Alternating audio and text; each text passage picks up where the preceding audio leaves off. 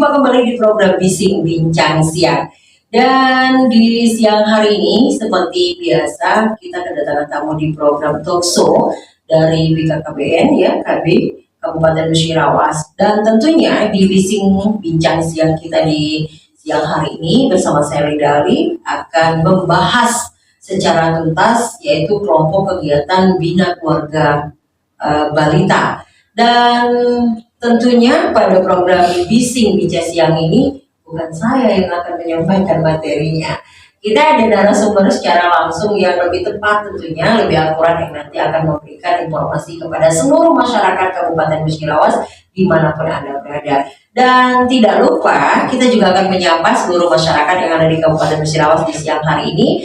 Apapun yang Anda kerjakan siang hari ini, mudah-mudahan diberikan kelancaran oleh Allah Subhanahu wa Ta'ala, dan tentunya tetap semangat dan juga terus mantap ya dalam melaksanakan tugas-tugasnya. Baik, pendengar dimanapun Anda berada di siang hari ini di program Bincang Siang, saya akan memperkenalkan narasumber kita di siang hari ini. Salah satunya ada Mbak Betty ya, Mbak Betty Lianasari. Apa kabar Mbak Betty? Alhamdulillah, kabar sehat. Sehat ya? Alhamdulillah, terima kasih. Nah, Mbak Betty ini selaku penyuluh KB Tugu Mulyo. Tidak hanya Mbak Betty saja, ada salah satu narasumber berikutnya, yaitu ada Mbak Afifa Izzati Oktariana, selaku juga penyuluh KB di Tugu Mulyo ya. Apa kabar Mbak? Alhamdulillah, sehat juga. Sehat ya? Dan sepertinya siang hari ini kita sudah siap untuk memberikan informasi kepada seluruh masyarakat Kabupaten Musirawas seputar kelompok kegiatan Bina Keluarga Balita. Nah, saya ingin tahu nih, mungkin Mbak Betty Lianasari ya, selaku penyuluh KB dari Tugu Mulyo, bisa menjelaskan secara gamblang, secara jelas tentang yang kita bahas ini, kelompok kegiatan Bina Keluarga Balita ini. Terima kasih Mbak Linda. Untuk kelompok kegiatan ini Bina Keluarga Balita ini salah satu kelompok kegiatan dari 5 kegiatan yang ada di Poktan BKKBN. Jadi Bina Keluarga Balita itu dibuat dari BKKBN untuk meningkatkan pemahaman dan keterampilan orang tua dalam mendidik anak usia balita. Jadi BKB itu berbentuk wadah untuk kita membantu orang tua dan anggota keluarga lainnya itu untuk memiliki balita yang bisa berkembang secara optimal. Jadi memiliki balita supaya bisa berkembang secara optimal. Optimal yang seperti apa yang dimaksud? Jadi dia bisa tumbuh dan berkembang itu secara pesat. Jadi bisa untuk kegiatannya sendiri ini kan terpadu dengan posyandu. Jadi kalau posyandu itu lebih ke tumbuhnya, kalau BKB ini lebih ke kembangnya, perkembangan baik motor halus maupun motor kasar. Jadi memang harus kerjasama yang baik ya dalam posyandunya ya. Nah, untuk menuju ke seperti yang kita harapkan tadi, tumbuh kembang yang seperti diharapkan tadi, tidak hanya langsung seperti itu, pastinya memiliki proses-proses. Nah, langkah-langkah atau step-stepnya seperti apa? Jadi kalau pembinaan BKB itu kita menjalankan kalau di lapangan yang Mbak ya, bergabung dengan posyandu. Posyandu ya? Posyandu balita. Jadi mungkin masyarakat luas sekarang ini masih banyak mengenal hanya posyandu. Kalau datang ke posyandu itu untuk menimbangkan dan mengukur berat badan tinggi badan anaknya. Padahal di posyandu tersebut kalau secara keseluruhan itu ada kelompok BKB. Pembinaannya itu banyak. Kalau posyandu itu lebih ke pemeriksaan anaknya, kalau BKB ini lebih ke kita memberi arahan, pengetahuan maupun berbagi sharing kepada ibu yang punya balita. Jadi tadi dijelaskan bahwa BKB ini adalah suatu wadah kegiatan keluarga yang bertujuan kepada orang tua dan anggota keluarga yang lainnya tentunya yang memiliki balita tentang bagaimana pembinaan tumbuh kembang untuk balita secara optimal ya. Nah, tujuannya sendiri diadakan BKB ini apa?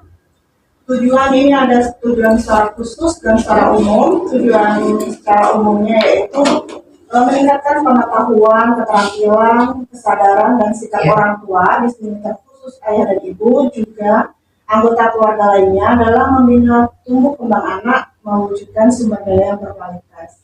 Sedangkan secara khusus ini ada beberapa item tujuan khusus Poktan BKB ini.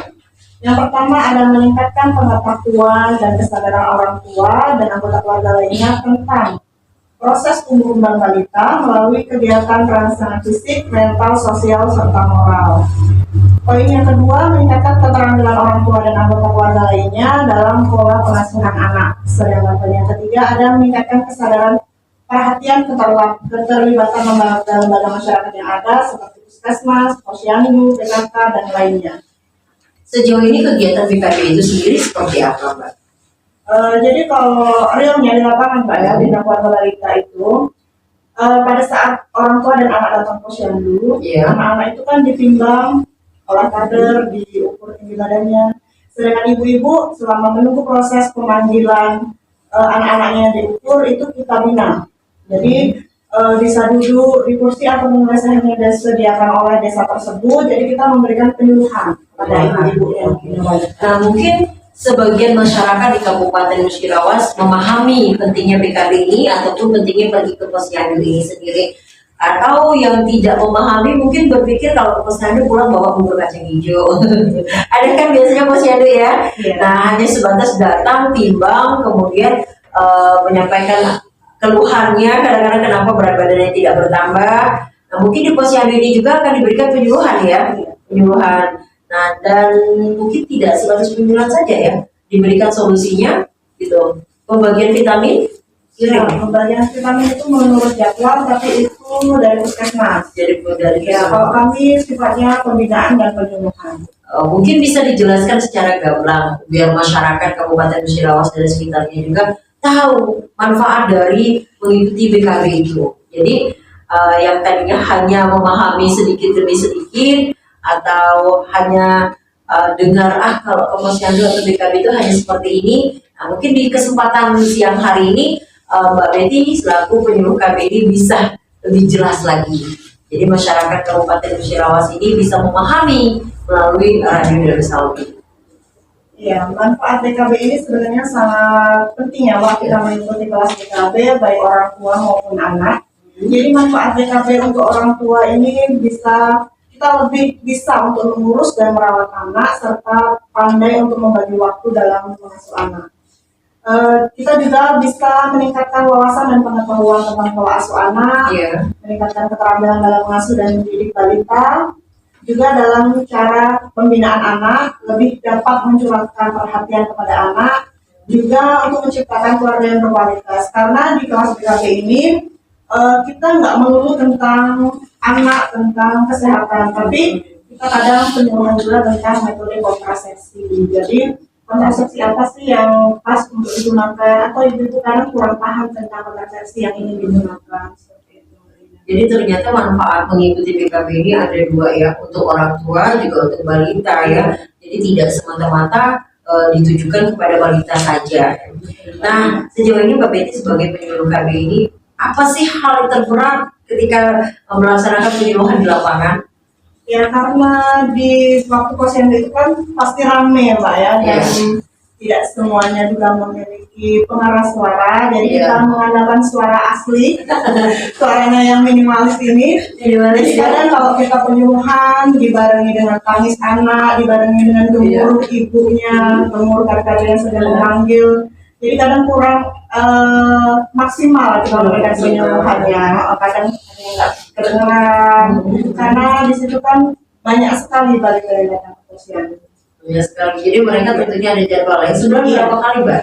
Untuk satu desa itu sebulan bisa 1 atau 2 kali tergantung jadwal, karena kalau penduduknya yang banyak, jadwal posyandu itu bisa satu desa 1, 2, bahkan 3 juga ada.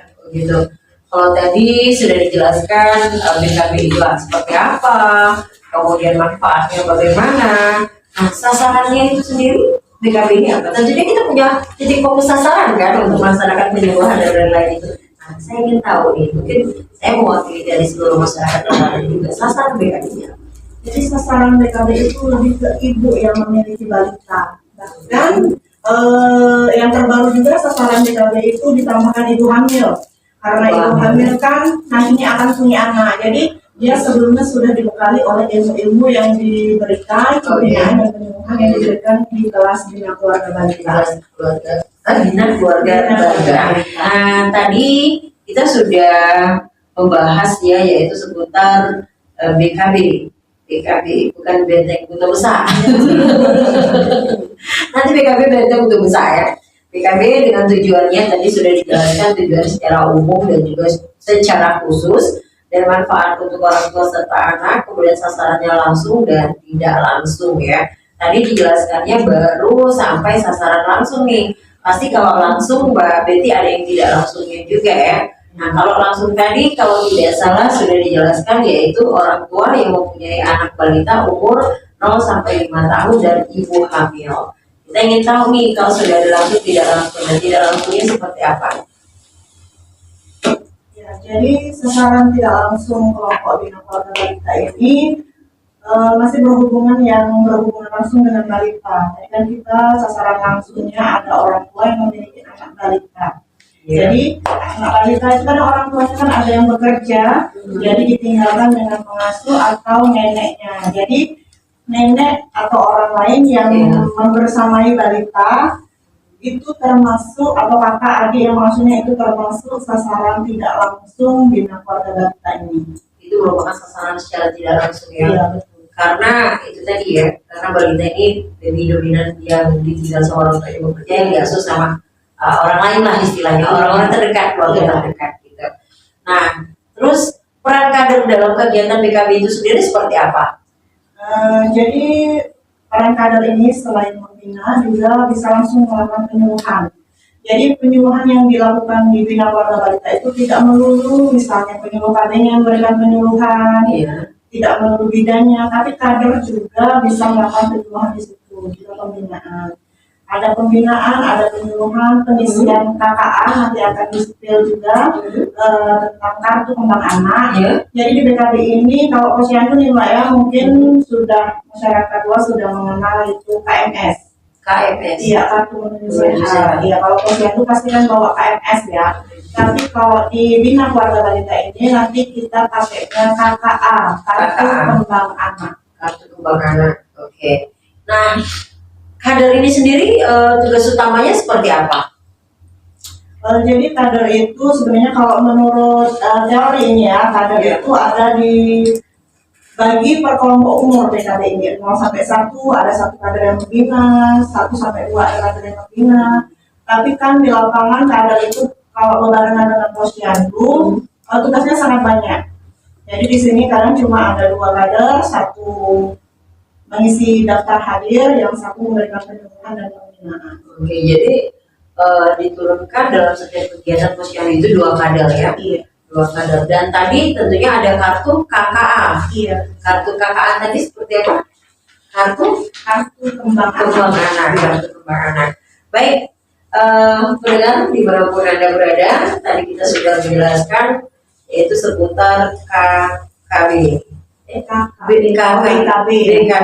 BKB. Saya itulah Mbak. Kalau BKB ini kayaknya benteng besar. Oh gitu kalau. Baik BKB.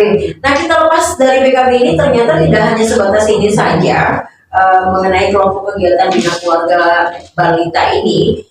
Ada juga yang namanya penggunaan kartu kembang anak tadi yang disebut dengan KKA. Nah mungkin ini lebih jelasnya akan disampaikan secara langsung oleh Mbak Afifah yang selaku penyuluh kami juga ya dari Tubuh Mulyo. Oke silakan Mbak Afifah. Betul sekali, terima kasih ya Mbak. Iya. Jadi di bina keluarga balita ini kita memiliki kartu yang namanya kartu KKA. Kalau misalnya di puskes seperti kata Mbak Betty tadi ada KMS, kartu menuju sehat itu untuk tinggi dan berat badan anak. Nah kalau di kami sendiri kita memiliki kartu KKA. Kartu KKA ini kepanjangannya yaitu kartu kembang anak, di mana kartu ini merupakan kartu yang digunakan untuk memantau perkembangan balita dengan menggunakan kartu kembang anak sebagai salah satu alat untuk memantau perkembangan anak guna mencegah terjadinya balita stabil. Jadi arti KKA tadi kartu kembang anak. Baik, kartu kembang anak. Nah kenapa harus menggunakan KKA? Ya, karena KKA sendiri digunakan untuk memantau kegiatan asuh orang tua dan juga kembang anak. Jadi pengertian dari pertumbuhan kan proses perubahan fisik seseorang, yaitu pertumbuhan berat badan atau tinggi badan sesuai dengan umurnya. itu biasanya diukur oleh puskesmas menggunakan kartu menuju sehat atau KMS itu. Nah, kalau di kami itu melakukan pengukuran perkembangan. Nah, perkembangan sendiri merupakan proses perubahan perilaku dan mental seseorang yang meliputi emosi, sosial, kemampuan, dan keterampilan. Nah, di dalam proses perkembangan ini ada 7 aspek perkembangan. Jadi yang pertama itu ada gerakan kasar, gerakan halus, komunikasi aktif, komunikasi pasif, kecerdasan, menolong diri sendiri, serta tingkah laku sosial. Oke, tingkah laku sosial ya. Nah, sejauh ini sudah berjalan kakak Aji? Iya, jadi untuk akhir-akhir ini kita sedang aktif untuk ibu-ibu, para ibu-ibu yang memiliki balita itu untuk mengisi kartu kembang anak. Karena selama ini di Posyandu sendiri kan hanya mengisi KMS. Jadi ibu-ibu itu hanya tahu tentang kartu KMS, belum tahu tentang kartu kembang anak. Jadi sekarang kami di kegiatan BKB ini menggalakkan untuk mengisi kartu KKA. Jadi pakai sistem grafik. Ya. Iya, grafik Grafik. mirip sama KMS, tapi kalau ini kami mengukur tentang perkembangannya. Pengukur perkembangan itu kita tahu peningkatan anak-anak itu dari KKA itu ya, dari grafik itu. Nah, terus tindak lanjutnya yang dilakukan oleh kader itu sendiri atau penyuluh itu sendiri ketika melihat ada beberapa anak ataupun anak yang tingkat tumbuh kembangnya berkurang. Itu seperti apa? Langkah apa sih yang dilakukan? Jadi untuk manfaat dari KKA ini kan bagi orang tua untuk memantau tumbuh kembang anak. Jadi dapat dibimbing serta membina anak dengan cara asah, asi, dan asuh sesuai dengan tingkat perkembangan umur anaknya. Jadi kalau misalnya umur anak di umur sekian, anak itu sudah bisa apa? Kayak gitu. Jadi bisa di apa ya? Diukur kayak gitu. Oh, anak saya di umur segitu seharusnya sudah bisa melakukan ini. Nah, itu kita bisa melihatnya dengan kartu KKA. Jadi kalau misalnya nih di bulan ini anak itu sudah harus bisa duduk, tapi ternyata di lapangan anak itu di usia segitu belum bisa duduk. Nah, itu kita ada PR untuk orang tuanya, ada di kartu kembang anak ini ada PR dari orang tuanya. Misalnya kalau anaknya belum bisa duduk, berarti orang tuanya harus memberikan stimulasi bagaimana cara anak itu agar bisa cepat duduk. Gitu. Nah, sejauh ini ketika di lapangan, pantauan di lapangan atau memberikan penyuluhan di Posyandu ini memiliki kendala mungkin yang tadi disampaikan oleh Mbak Viva ya, misalnya keterlambatan dia berbicara, keterlambatan dia duduk. Pernah tidak dari tim penyuluhan ini ataupun kader ini door to door kepada masyarakat yang memiliki balita untuk memberikan penyuluhannya? Tidak hanya sebatas di Posyandu saja maksudnya. Kalau untuk saat ini kami untuk bina keluarga balitanya tetap di Posyandu karena kami bergabung secara holistik integratif. Tapi kalau untuk kunjungan rumah itu kami ada tim pendamping keluarga. Oh, tim pendamping keluarga. Jadi ada lagi ya. Jadi bukan ya penyuluhnya kader yang turun langsung bukan ya. Nah, saya ingin tahu nih, karena tidak selamanya ketika kita melaksanakan tugas penyuluhan di lapangan itu berjalan mulus, ya kan? Kita pastinya menemukan hal-hal yang terkadang merupakan suatu kendala. Kendala terberat yang pernah dialami sebagai penyuluh di lapangan. Ya kadang BKP ini selain gabung dengan Posyandu, Mbak ya, ada juga BKP yang kita cari jadwal sendiri, ada juga. Kendalanya itu sulit untuk mengumpulkan ibu-ibunya. Sulit ya. Kadang yang alasan mau Posyandu belum mau kerja, jadi kalau mau dikumpulkan itu kadang sulit. Jadi mungkin untuk kelompok bina keluarga balita, kalau di kami khususnya itu kadang sulit untuk mengumpulkan. Nah, kalau di balik kesulitan itu tentunya ada yang rasanya menjadi motivasi kita di diri kita. Nah, motivasi ataupun semangat yang bisa timbul di diri para penyuluh ini ketika menghadapi dengan karakter anak-anak yang mungkin ini lucu-lucunya ya. Tapi kalau lagi jiwa kita yang berontak persoalan pribadi yang mungkin itu tercampur tidak rasanya ketemu dengan karakter-karakter seperti itu, berpengaruh tidak sih? Ini sih karena seneng ya Mbak ya untuk melakukan pekerjaan itu, jadi happy aja Mbak. Happy ya, tapi gak sih buat kan gitu. Saya khawatirnya mau nganterin migrain, permisi dulu ke belakang minum migrain dulu nih. Oh enggak ya? Sudah berapa lama menjadi penyuluh Mbak? Dari 2014.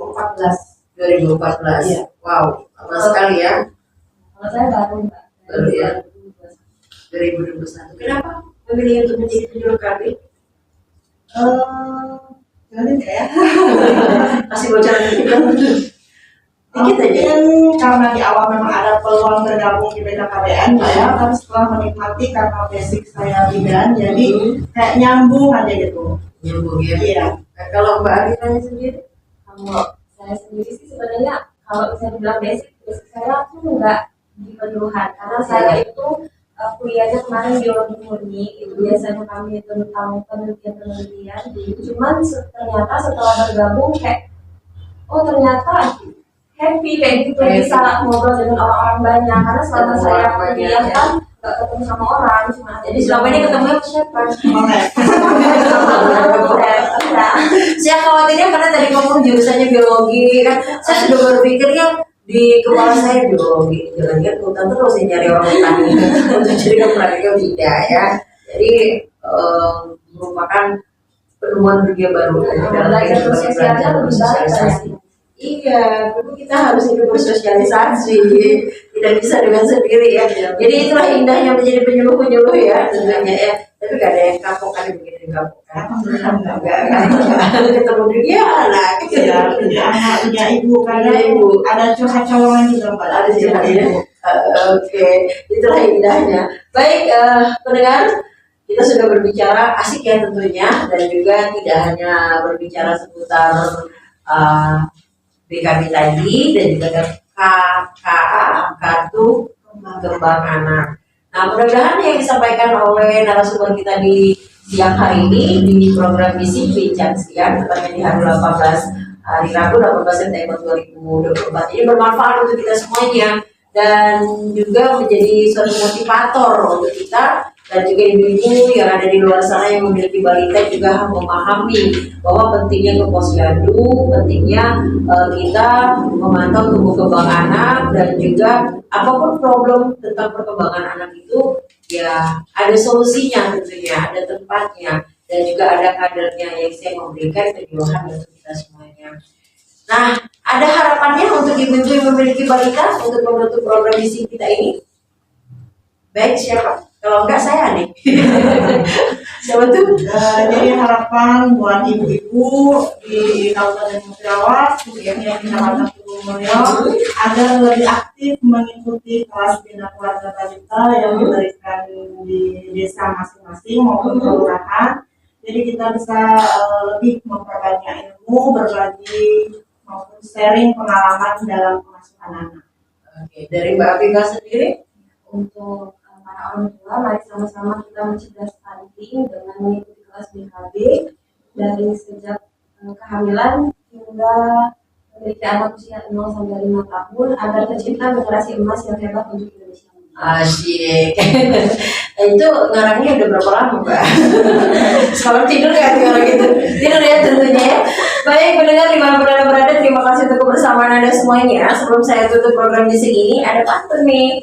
Lihatlah burung hinggap di atas genting. Burung hilang punya Pak Bambang. Waduh. Mari cegah resiko stunting dengan penuh gizi seimbang. Mari bersama-sama kita mencegah stunting dari sejak kehamilan, ciptakan generasi emas yang hebat untuk Indonesia maju. Saya Alinda Ali, pamit undur diri. Wassalamualaikum warahmatullahi wabarakatuh.